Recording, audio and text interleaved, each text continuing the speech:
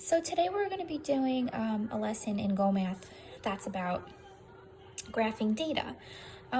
So we have this fun investigation that we can do. The only problem is that you need to have a Fahrenheit thermometer, which I don't know how many people actually have at home. Typical thermometers that we have at home that are for medical purposes, those aren't really made to measure the temperature of water. So I wonder if you could at least try using that. Most likely not, but I can't be sure. This is a question for Mrs. Hicks. But if you'd like to at least give it a shot using a thermometer that you do have around the house, then go for it. But basically today all we're going to be doing is taking data from an experiment and learning how to graph it, okay? Today's classwork and homework is just 549, numbers 1 and 2. And like I told you guys yesterday, you're no longer required to do the extra classwork unless you want to, if you have the time and you're not overwhelmed at home. Okay, so your opening task, I attached a picture. This is it. So let's get started with our investigation. So this is all in your textbook if you'd like to follow along. If we were in class together, we would be doing this investigation in the classroom. So I'm a little bummed, but it's okay. If you do happen to have a thermometer, this is super easy to do at home. All you need is a paper cup, some water, the thermometer, ice cubes, and a stopwatch. But of course, a stopwatch, we can all just use our phones. The procedure for this is that you're going to fill the paper cup just a little bit more than halfway with room temperature water. Make sure it's not too cold already. Once you've done that, you're gonna put the thermometer in the water and figure out what the temperature is before you add any ice. Okay, that's gonna be your starting temperature, and that's gonna go next to the 0 here. Okay. Once you've done that, you're gonna put 3 cubes of ice in the water, and then you're gonna start your stopwatch. Every 10 seconds, you're going to take the temperature of the water. So you put your 3 ice cubes in the water, and after you watch your stopwatch the whole time, when you get to 10 seconds, you're gonna put the thermometer back in and record the temperature at 10 seconds. This goes a lot faster than you realize, so make sure you're paying close attention to your stopwatch. Then after the next 10 seconds, you put the temperature here, that would be 20 seconds, and then at 30 seconds, 40, 50, 60, and so on. Okay, so you're gonna record their temperatures in the table, and then once you've done that, if you're able to, we'll start graphing. Make sure, guys, if you do get to do this little experiment, if you have the thermometer at home, please take pictures and send them to me, either on Google Classroom or on Remind or email, because I would love to share them on the St. Edward's Instagram.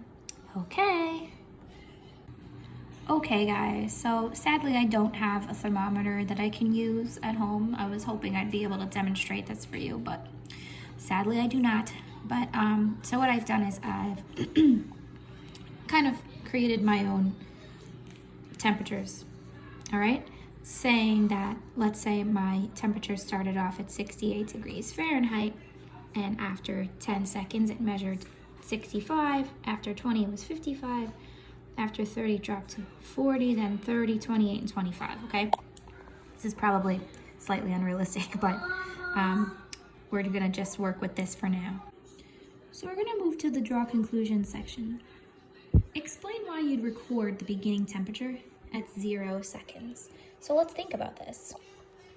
What are we trying to find here? We're trying to find how much the water temperature is changing after a minute when we add the ice cubes. So we need something to compare the temperature to. We want to know what it started out as so that we can see how the ice cubes affected the temperature. Right? So we want to see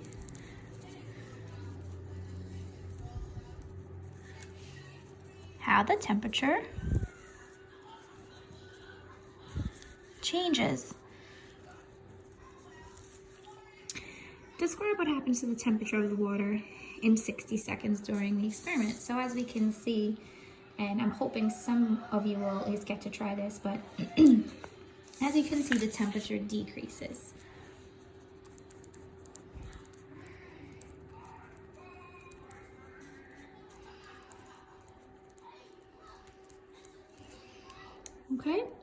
For number 3, I'm going to have you guys do this one on your own. Analyze your observations of the temperature of the water during the 60 seconds and explain what you think would happen to the temperature if the experiment continued for 60 seconds longer. If you are not able to do the experiment, you can skip over this.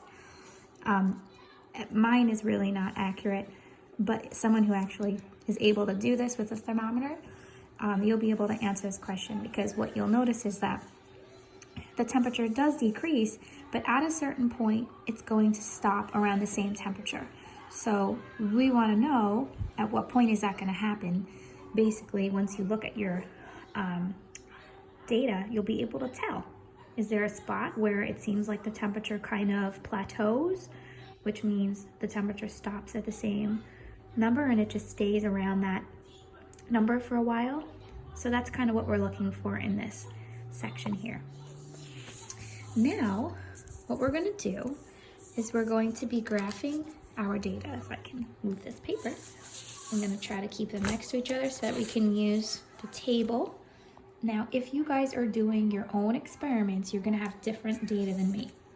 So when you do this, you're going to have different numbers. Okay? So first, we're going to write each one of these in our table as an ordered pair, just like we learned in our previous lesson. So our first ordered pair is 0, 68. So next to the 0 is going to go 68. The next 10 and 65, right? Because the result after 10 seconds was 65.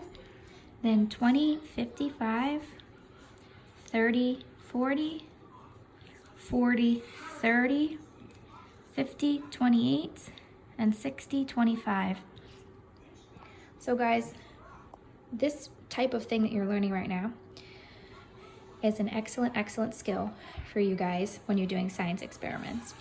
Now, I've heard Mrs. Hicks complain plenty of times that the kids in the other classes still don't remember how to graph data from a table. So this is how far back you learned this. So try to remember that this stuff is important in other applications too.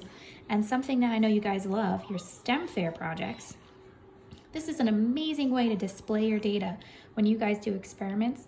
So some of you actually did do things like this in your STEM fair projects, and if you didn't already know how, now you know how to take data from an experiment and you're going to be able to now graph it to show your results in a visual way. Okay, so it's kind of just a side note that just popped into my head, remembering your STEM fair projects. So once you have all of your data written as ordered pairs, your next step is going to be to graph them. Now, of course, if you're doing your own project, you don't have this given to you, the scale. You have to figure out your own scale. If we're measuring our time in every 10 seconds, then a really good scale to use would be, well, going up by tens. In terms of the temperature, you have to look at your results. So in this case, the highest temperature I have is 68 and the lowest is 25. So I have to make sure I include all of those numbers here. So going up by 5s in this case works. Okay, you always want to give your graph a title, and you always need to label your x and your y axis, okay?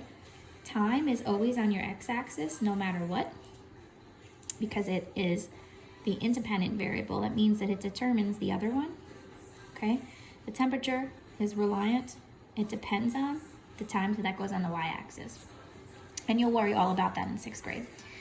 Okay, so now we're just going to plot each of these points. So 0, 68, 0, and I go up to 68. Now, 68 is not on here. I do have 65 and 70, so I'm going to approximate that right around here. My second point's 10, 65, so I go to the 10, and I go up to the 65, which is right here. And then I have 20 and 55, so I go to the 20, and I go up to the 55. And then after 30 seconds, I had a result of 40, so I go to 30 and 40. Trying to make sure I do this correctly while I'm looking at the camera. And then 40 and 30. 50 and 28, so that's going to be just slightly below 30. And finally 60 and 25. So that's right there. Okay? And those are my results. Okay? So guys, believe it or not, that's the end of our lesson for today. It's really just an investigation, and it's an application lesson for you guys to see what ways you can actually use the skill of graphing data. And like I said, the most applicable thing for you guys right now is in science class and on science projects. Okay, so for your homework, you have 2 questions, or classwork, whatever you want to call it. You have 2 questions where you're given some data, and it's going to be your job to graph that data. You're given the graph scale and the titles and all that stuff, so you don't have to worry about it. All right, so have fun graphing.